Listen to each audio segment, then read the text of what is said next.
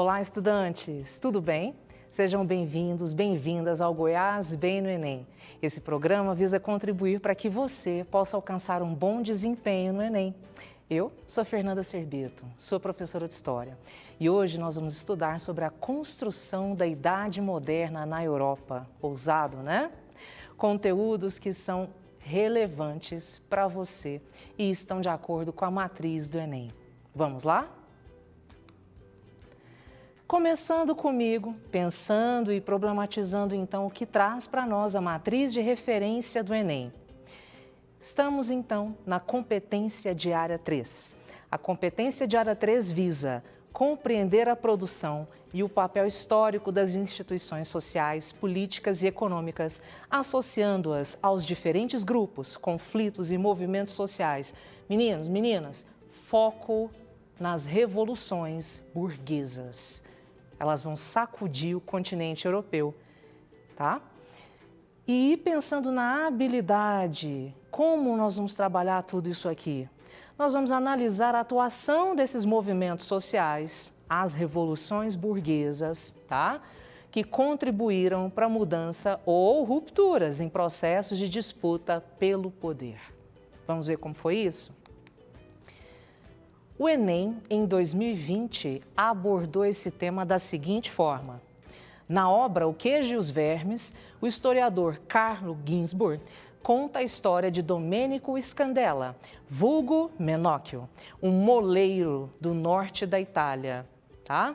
O moleiro se refere a uma profissão, a um artesão que tem a habilidade da produção de queijos. Hoje nós temos laticínios para fazer isso, né? Ainda existe a produção artesanal, no entanto, isso era uma tendência na Europa. É do artesão, é do pequeno comerciante, é do feirante que nasce a burguesia europeia, não é mesmo? Ali dos finaizinhos de Idade Média ainda. Então tá, voltando ao Menocchio, o moleiro do norte da Itália, que no século XVI foi considerado herege pela Igreja. Por quê? Por afirmar que a origem do mundo estava na putrefação. Putrefação? No perecimento das coisas? Afinal de contas, o queijo é produzido em função da fermentação, não é mesmo? E o Menocchio tinha experiência material com isso. E surge essa ideia, contestando os dogmas católicos repetidos, introduzidos, introjetados na sociedade europeia durante séculos. E nesse sentido, e por isso, ao analisar o processo inquisitorial no qual então Menocchio poderia ser julgado, tratando então do seu caso, Carlo Ginzburg chama a atenção para as peculiares opiniões de Menocchio sobre os dogmas da Igreja e para suas críticas ao seu poder excessivo. A Igreja chegou a controlar 1/3 das terras cultiváveis da Europa. Para o autor, 2 grandes eventos históricos tornaram possível um caso como o de Menocchio, a invenção da imprensa e a reforma. Quando Carlo Ginzburg fala da reforma, ele está se referindo à reforma religiosa, ou também conhecida por nós como reforma protestante, tá? E quando ele fala para nós da invenção da imprensa, ora, a imprensa vai divulgar tudo isso, vai difundir tudo isso. Se falamos de reforma, por exemplo, na Inglaterra, com a liderança de Henrique VIII, ou nas regiões da Germânia, com Martinho Lutero, ou nas regiões dos Países Baixos, com João Calvino, a imprensa vai ter a função de difundir isso. É claro que não na mesma velocidade com que difundimos informações hoje, né? Seria uma comparação tosca. No entanto, seria um papel análogo, tá? A imprensa vai ser fundamental na difusão desses valores que confrontavam os valores e os dogmas católicos, esse controle, esse poderio exercido pela Igreja durante muito tempo e que cerceou muito também dessas perspectivas científicas, não é mesmo? Continuando nessa vertente do Enem, com base nas informações e nos estudos sobre a Idade Moderna Europeia, analise as proposições. A Reforma Protestante contribuiu para a uniformização de práticas e dos significados religiosos do século XVI. Cuidado com a palavra uniformização. A ideia é justamente pensarmos nos aspectos particulares, nos aspectos específicos que começam então a ter força, né? Na 2, o desenvolvimento da imprensa contribuiu para que pessoas comuns tivessem acesso a informações antes controladas pela igreja. Muito cuidado com pessoas comuns na Idade Moderna. O letramento, a alfabetização não era extenso à maioria. Mas pessoas comuns também a gente pode pensar que já não se trata meramente só da nobreza. A gente está incluindo um número maior de pessoas, ainda que sejam um pedacinho de elite. Ainda que seja uma elite econômica que estava se formando ali, tá?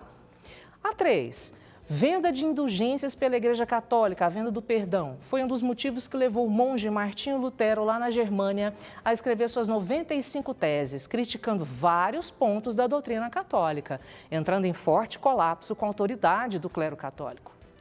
A 4ª proposição, uma das medidas da Contra-Reforma, o movimento reformista da Igreja Católica, no sentido de fortalecer de novo a sua imagem, o seu poder, a própria autoridade do Papa, frente a essa difusão da Reforma Protestante, tá? Foi o retorno da Inquisição, que tinha como objetivo reprimir aqueles que não estavam seguindo a doutrina católica, entre outros elementos, né? Previstos, então, nos congressos que a Igreja lançou acerca da Contra-Reforma. Tudo bem? Tranquilo?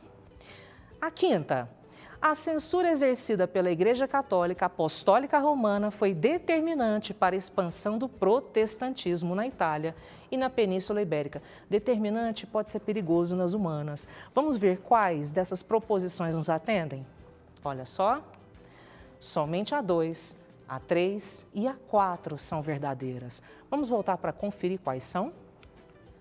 2, 3 e 4, desenvolvimento da imprensa, venda de indulgências como um estímulo para a construção das 95 teses por parte de Lutero, e a 4, que então trouxe a Inquisição como uma das medidas colocadas pela Contra-Reforma Católica.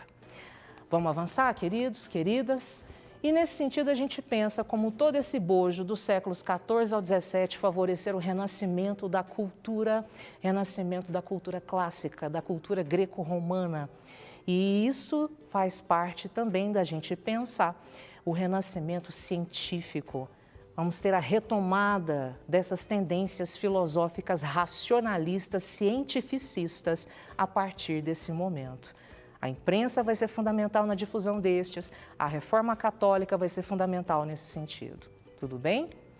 O que mais? Percebemos também o fortalecimento dos reis, começando com Portugal, Espanha, Inglaterra, França e a construção de poderes absolutos de reis e rainhas, muito respaldados pela tendência da burguesia, que não vai demorar muito, vai derrubá-los desse poder, não é mesmo? Mas isso demora. A gente vai ver todo o engendramento, primeiro, do mercantilismo, da expansão marítimo-comercial, a partir, por exemplo, das fortes tendências luso, expansão para o lado das Índias, o contorno do périplo africano, a vinda de Cabral ao Brasil e seguindo então para as Índias. Numa contrapartida você percebe a contratação de Cristóvão Colombo pela coroa espanhola em busca do projeto da circunnavegação, que vai ser elementar para o fortalecimento do mercantilismo, do enriquecimento dessas grandes nações. E tudo isso vai ser possível com base nas ideias cientificistas do renascimento cultural, do racionalismo, do empirismo, ok? Avançando comigo, queridos, queridas, nós vamos perceber mais à frente um amadurecimento das ideias renascentistas com a escola do Iluminismo, também chamado século das luzes, o século XVIII, com forte ênfase no racionalismo, no cientificismo, no empirismo, tanto na música com Mozart, como, por exemplo, na economia com Adam Smith, com seu grande pai, John Locke, defensor do direito alienável à propriedade.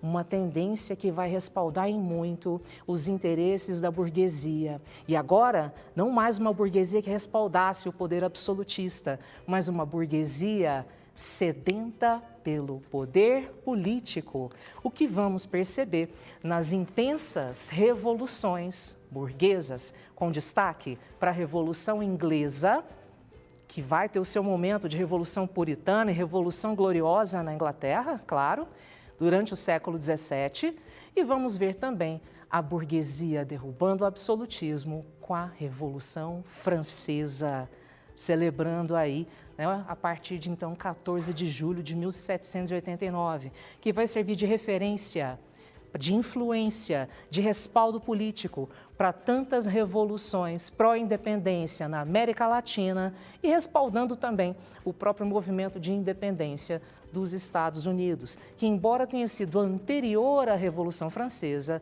faz parte de todo esse bojo burguês, revolucionário, iluminista. E o Enem? Como fecha tudo isso em 2020? Vamos ver? Declaração dos Direitos do Homem e do Cidadão de 1789, que inspira tão bem a nossa Declaração dos Direitos Humanos, pela qual lutamos já há mais de meio século, para que ela se torne concreta nos seus mais melindrosos capítulos, nos seus mais melindrosos versos, nos seus mais melindrosos aspectos, não é mesmo? Ela defende que os representantes do povo francês, tendo em vista que a ignorância, o esquecimento ou o desprezo dos direitos do homem são as únicas causas dos males públicos e da corrupção dos governos, resolveram declarar solenemente os direitos naturais inalienáveis, lembra de John Locke? E sagrados do homem, a fim de que essa declaração, sempre presente em todos os membros do corpo social, lhes lembre permanentemente seus direitos e seus deveres, a fim de que as reivindicações dos cidadãos, fundadas em princípios simples e incontestáveis, se dirijam sempre à conservação da Constituição e à felicidade geral.